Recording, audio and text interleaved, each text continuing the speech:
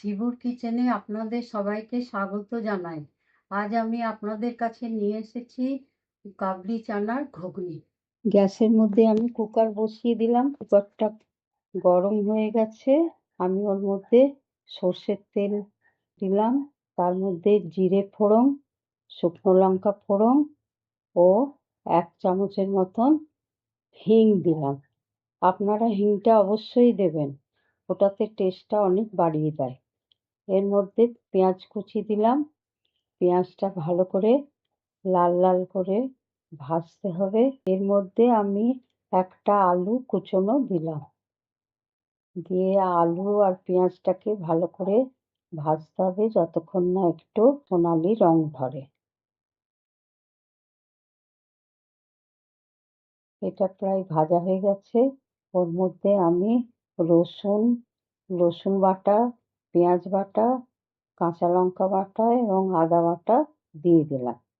দিয়ে মশলাটা ভাজতে হবে। এর মধ্যে আমি 2 চামচ হলুদ দিলাম, 2 চামচ ধনে গুঁড়ো দিলাম, 2 চামচ নুন দিলাম, লঙ্কার গুঁড়ো 1 চামচ দিলাম, আর জিরে ভাজা 1 চামচের মতন দিলাম। দিয়ে মশলাটাকে ভালো করে কষাতে হবে। মশলাটাকে ভালো করে না কষালে মশলার কাঁচা গন্ধ থাকবে। একটা তেজপাতা দিলাম।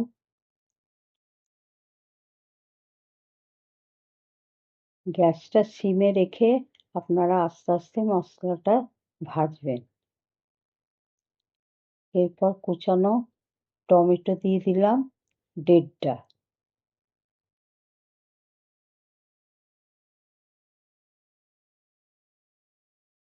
এবার ভেজানো কাবলি চানাটা আমি এর মধ্যে দিয়ে প্রায় 5 থেকে 7 মিনিটের মতন আমি এটাকে আস্তে আস্তে সিমে রেখে গ্যাসটা কষিয়েছি।